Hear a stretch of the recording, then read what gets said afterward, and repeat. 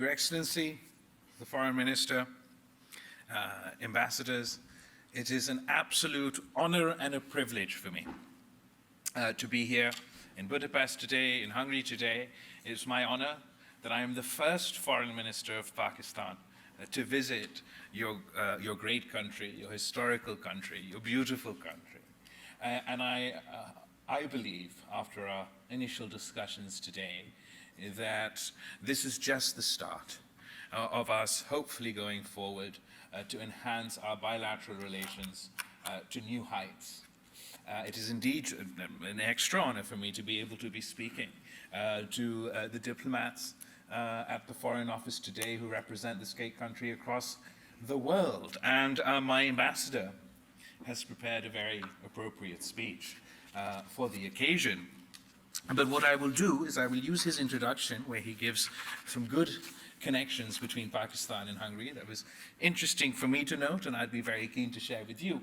And then, with the permission of my ambassador, I will also depart from the script and just speak from the heart on what I believe are the challenges we are facing in Pakistan, a lot of the similarities we see you too are facing here in Europe, and despite the bleakness that we see in a hyper-partisan, hyper-polarized geopolitical environment, that hopefully common sense, rationality, a return to dialogue and diplomacy will lead us to saner times. Pakistan and Hungary have an interesting history.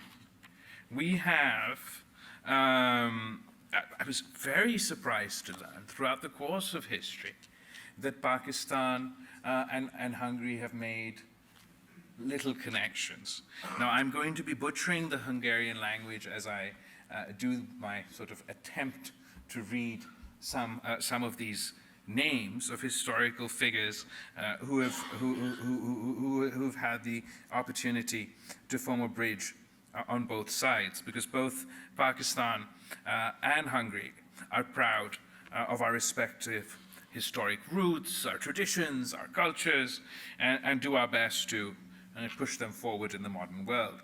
We have our national poet who dreamt of the idea of Pakistan, and he is Allama Muhammad Iqbal. And apparently, Allama Muhammad Iqbal admired a key figure of the Hungarian Revolution in 1848. And he also wrote a poem in admiration of Mr.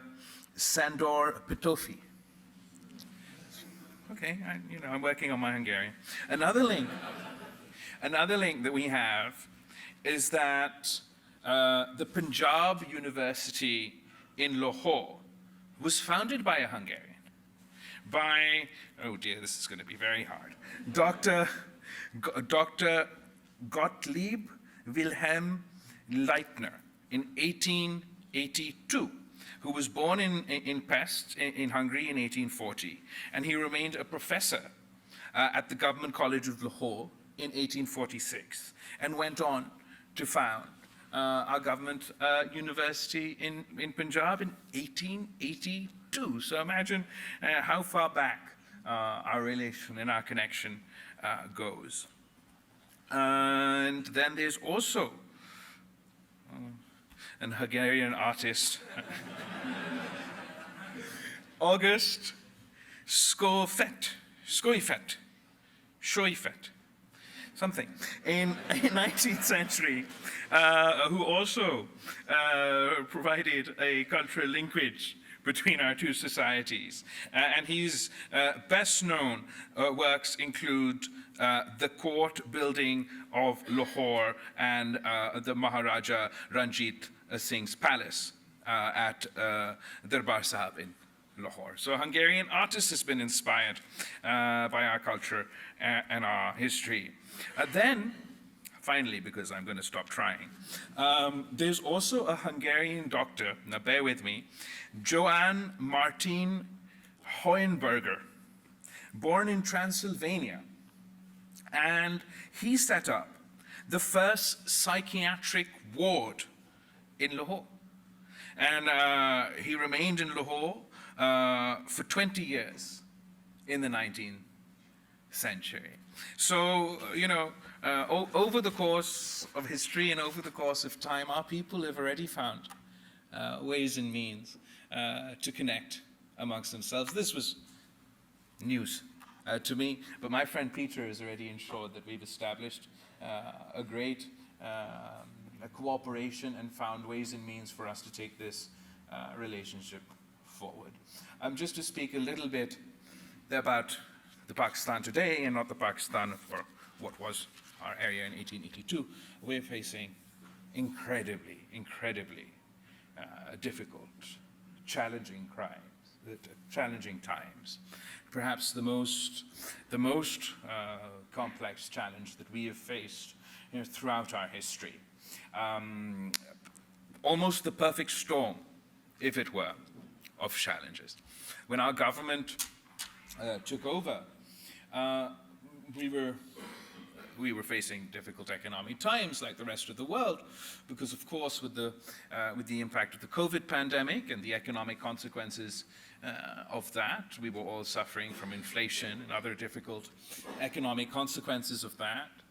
Then we had the fall of Kabul, which means a lot of things to everyone, but that also had a direct economic consequences, sort of an economic shock for our country, because the entire world was doing business on our border for 20 years, and they all picked up and left.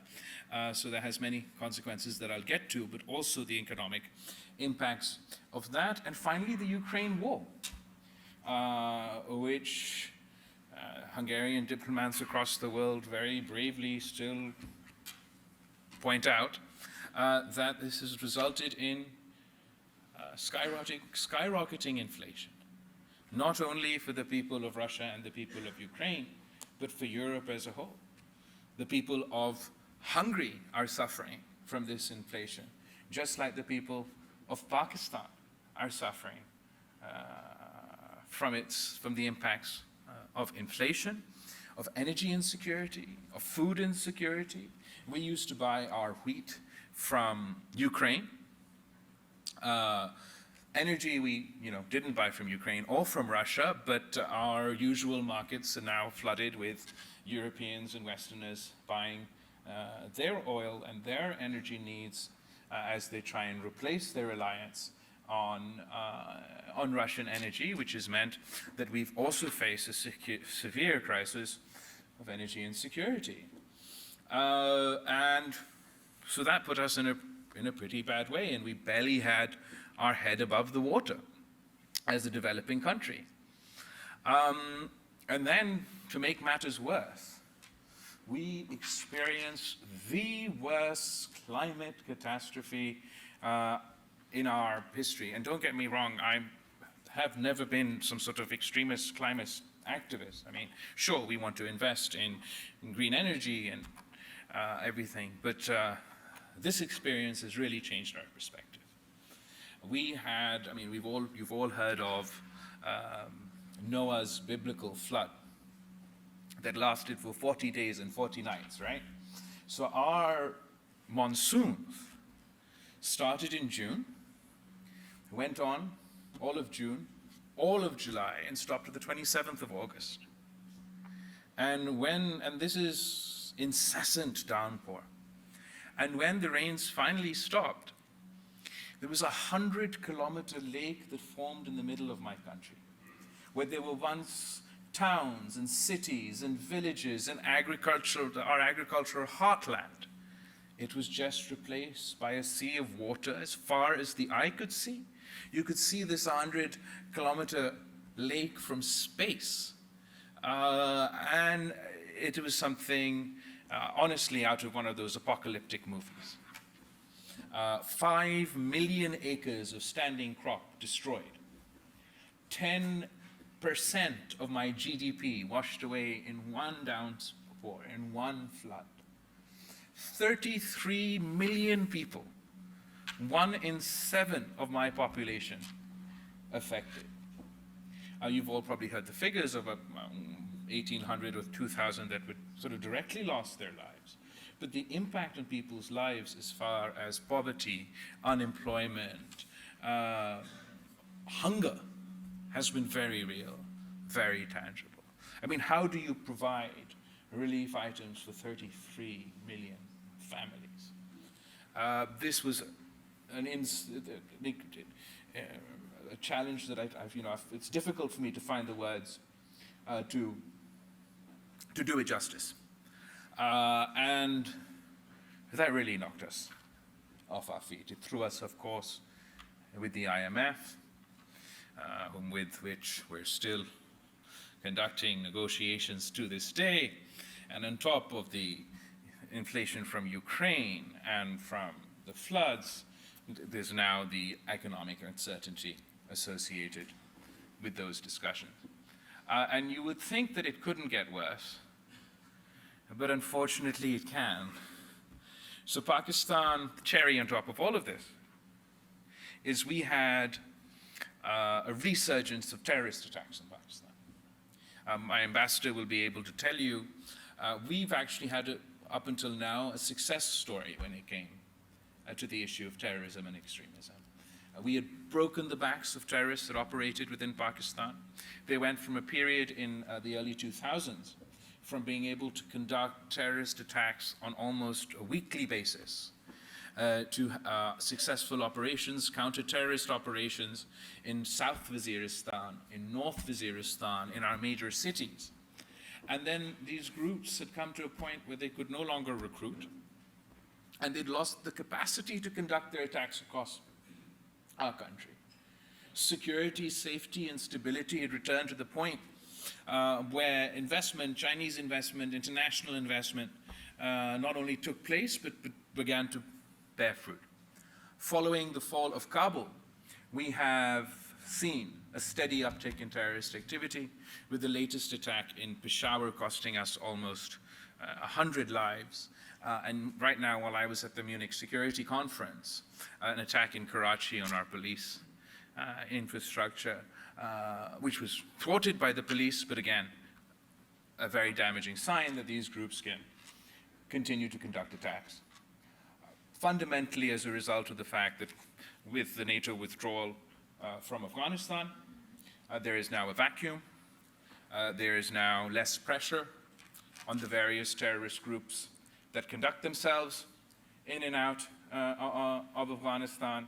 And while we're confident that we'll be able to face this threat and conduct successful targeted operations for anybody within Pakistan, until the question of the security threat, the terrorism threat emanating out of Afghanistan is addressed, first, Pakistan would be in a consistent state of high risk, high alert for terrorism. But my message to the world has been, if we don't get a handle on this, today we are facing these consequences in Pakistan. Tomorrow it could go beyond our borders. So that's the bad news. The good news is that countries like Pakistan and Hungary are confronted with a hyper-partisan, hyper-polarized geopolitical environment, but are doing the best we can to withstand the overwhelming influence and winds of the time, to insist on sanity, on rationality. There was a time where it was not so unpopular to talk of peace. There was a time not so long ago that it was not so unpopular to advocate for dialogue, for negotiations, and for diplomacy. And while we honestly feel for the people of Europe that this incredibly traumatic war has now been going on for a year, it brings back memories of World War II, given our experience in Afghanistan, given that we too were once the most allied ally outside of NATO, that we were part of the forever war, the longest war that NATO has ever fought in Afghanistan, and that we saw at the start, and for a large chunk of that war, the Western world or the international community's perspective was that the only good Talib is a dead Talib, and they would never abandon the women of Afghanistan. In 2002, the Taliban had offered to surrender, and an arrogant world and negotiate and discuss the terms with these. But an arrogant world said no. They were not ready for dialogue. When they were forced into a dialogue so many decades on, the manner in which that withdrawal took place, the consequences of it are still being faced to this day. So our message to our European friends is to learn from our experience, that absolutely guard your national interests, to absolutely guard against violations of international law and violations of sovereignty. But don't turn your back to diplomacy. Don't turn your back to peace. Ultimately, all conflicts are resolved around the negotiating table. And whether it is in another year, in 10 years, or in 100 years, that conversation is going to have to take place. And I am hopeful that young leaders like the Foreign Minister of Hungary will continue to provide that voice for reason in Europe, and countries like Pakistan will continue to advocate for dialogue and diplomacy in the pursuit of peace, to warn against the beating of the drums of war, whether it is here in Europe or in our neighborhood in the Indo-Pacific. This is a time, a moment for humanity to unite and face the challenges, the collective challenges that we are facing. We faced a once-in-a-100-year pandemic. We've faced a climate catastrophe in Pakistan, and unfortunately we're not alone. There are climate catastrophes taking place all across the world. The only solution is for us to work together across geopolitical divides, rise above the conflicts of man, and tackle the challenges faced by mankind. And I look forward to the day that we can return to a world of cooperation and end the silliness of conflict. Thank you for this opportunity. Thank you, Mr. Foreign Minister. They still lack the international recognition. How can Pakistan, as a key regional player, leverage its influence on the Afghan Taliban? Okay, so as far as international recognition is concerned, I think Pakistan and the international community has a joint position where, as of yet, we have not recognized them officially or diplomatically. But our point has been that while that's all well and good, we can't afford to disengage. And we've emphasized the importance for engagement to achieve our targets. And while what I find in all my discussions, internationally, bilaterally, whether it is with the West, whether it is in our neighborhood, that we all agree that the Afghan interim government, acting government, must live up to its commitments towards an inclusive setup, to ensure that women have a right to education, and that their soil is not used against terrorism. As far as Pakistan's leverage over the Taliban or over Afghanistan is concerned, I am of the school of thought that believes actually our leverage over the Taliban as a terrorist organization or in its new form as those in charge of Afghanistan has always been over-exaggerated. It's been definitely over-exaggerated by the West, but it's also been over-exaggerated by those of us in Pakistan. And what will help for us to achieve our aims in Afghanistan would be more cooperation in the amongst the international community. Unfortunately, the environment is so hyper-partisan and hyper-polarized in geopolitics at the moment, it provides less opportunity for everyone to engage. But as far as the question of Afghanistan is concerned, particularly the question of the security threat and the terrorism threat emanating out of Afghanistan is concerned, we have to have discussions across the geopolitical divides, because all major powers have a stake, had an influence, have an experience in Afghanistan. We have to have a conversation regionally. And if we achieve a minimum consensus, then the world can speak with one voice, sing from one hymn sheet, speak from one script to the interim government in Afghanistan. And I believe that that would be a lot more powerful than different messages, mixed messages, being delivered independently in the willy-nilly. One was Pakistan was the chair of G77 plus China at the time of the flooding. And following our floods, we took the position that the G77 plus China would push for loss and damage to be part of the agenda at COP27, and then successfully negotiated with the support of Europe, actually, for us to make substantial progress on the concept of loss and damage at COP27, the details of which will be now figured out at COP28.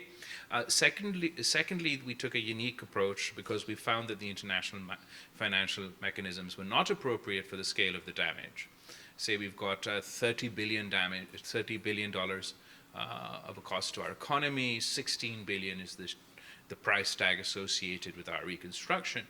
What we did is, for the first time, following a climate catastrophe, we held a development conference on a climate resilient Pakistan development conference.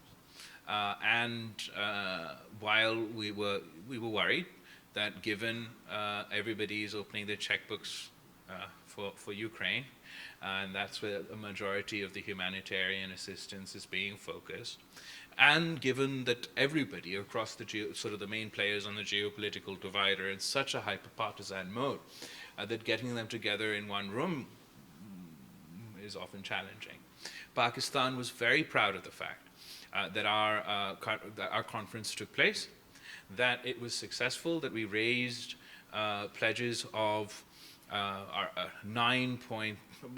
more than $9 billion, which was, our ask was $8 billion, and we had to fund sort of the other 8 ourselves. We crossed $9 billion at our development conference. I'm particularly proud of the fact that both China and the United States were standing by Pakistan in this difficult time. I think that's an incredibly strong message, that despite the challenges of geopolitics on this question, we saw cooperation from both, obviously, our great friends in China and our historic friends in the United States. So as far as from a foreign policy perspective, I believe that our approach has been successful. But given the scale of the damage, the time it will take for us to recover, we'll be feeling this for quite some time going forward. Zardari, in your inaugural speech at the Pakistan International Maritime Expo and Conference 2 weeks ago, you said that there is a need to avoid exclusive geopolitical constrictions not compatible with the local historical, cultural, or geographical realities in the Indian Ocean and the Pacific Ocean. So how does this statement reflect to the new strategic thinking in Pakistan's foreign policy? I don't know how new the thinking is in Pakistan's policy, but I can tell you that it's not only Pakistan, it's our neighbors, even our friends in the Indo-Pacific. We get slightly uncomfortable when these geopolitical tensions that we see in Europe are reflected in our part of the world. We don't want to get to a point where all of Asia collectively holds their breath every time the Speaker of the US Congress catches a flight. We think that the experience of Ukraine should mean that we pursue an end to this conflict and perpetual peace, but also try and ensure that there's no other Ukraine-like conflict anywhere else in the world. The experience of the war in Ukraine should not be that, oh, that was fun, let's try and start some new conflicts like Ukraine in other places. Honestly, I believe perhaps Pakistan's perspective on this is a bit more obvious, but countries in the Indo-Pacific who would otherwise associate and generally do associate themselves with the Western bloc, everybody is saying underneath their breath that sort of don't force us to choose. We like connectivity, we like commerce, and I mean, I remember, we sort of remember being lectured growing up on the benefits of free trade and capitalism and how it would end conflicts. And the more your economic integration, all the better, because it means that you're less likely to go to war. And now when we hear terms like decoupling, it feels that these are concepts that are alien to the ideals of free market and capitalism. We would all like for the positive business environment to continue, connectivity to continue, and for all sides to refrain from taking more extreme positions. Minister, how do you see the cooperation possibilities with China? I think that I can speak from experience, from a Pakistani experience, as a country that for 70 years has had extensive cooperation with both the United States and China, extensive economic cooperation between both these countries. The United States is actually still to this day our biggest market. We export the most over there. With China, we've had a great history. The most recent sort of the proof in the pudding of our economic relationship is the China-Pakistan economic corridor that has seen the development of communication infrastructure across my country, energy infrastructure across my country, the development of our seaports at Gwadar. And I can say that our experience with China has been incredible. They do not dictate. They do not interfere in internally in our politics or otherwise, and they are a very comfortable ally and partner to work with. We've had a historic relationship with the United States also, and it would be, it has been, we've had incredibly positive times in that partnership as well. Unfortunately, obviously, geopolitics comes into play. Right now, if you just look at Pakistan on the map, we have our own, to the east, we have India. And for our own reasons, we don't talk to India. We don't trade with India. Then on the other side, we have Iran, and they have gas, and they have oil, and they have we have a great cultural and historic connection. Unfortunately, our cooperation, our trade, our economic connectivity with them it has not reached its potential, not through any choice of our own, but as a result of geopolitics and sanctions and all those other things.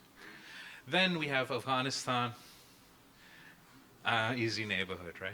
And they, unfortunately, the tragedy of Afghanistan is that in both waves of what has been in vogue in the last two cycles of geopolitics, they've been on the receiving end, and as a result, our economic activity with them through to Central Asia has not reached the economic potential that it can receive.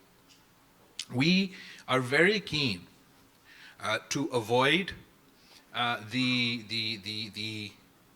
this decoupling and choosing sides, and we see Pakistan as a transit hub as an area in the region that can work with both the East and the West. I've met with Hungarian companies that have had positive experiences in working with Pakistan, including your energy company MOL, who have worked for 20 years in Pakistan, and I met an agriculture company earlier today who've already started working in the agriculture sector in our country, and that's exactly where we want to see ourselves.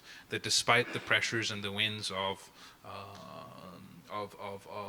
picking teams and choosing sides, we think that Pakistan is perfectly located for China to continue its investment, but for the West to also come and invest. And even though today I don't trade with India, our trade with Afghanistan and Iran is limited, with the fifth largest country by population on the planet, we have a potential to enhance our trade with China. We have a potential to enhance our trade, to continue trade with the United States, but we will one day, if not today, tomorrow, and at some point in time, trade with Iran, trade with Afghanistan, and yes, trade with India. And the people, the countries, the companies that get in today, they can benefit from being exposed to a market of the fifth largest country in the world. But what actually they're doing is investing in a future where the fifth largest country in the world is directly trading with the two neighbors who are the two other biggest countries in the world, and can provide a link not only to the warm waters but up through to Central Asia. And clearly very intelligent and forward-looking private sector of Hungary have already started their work.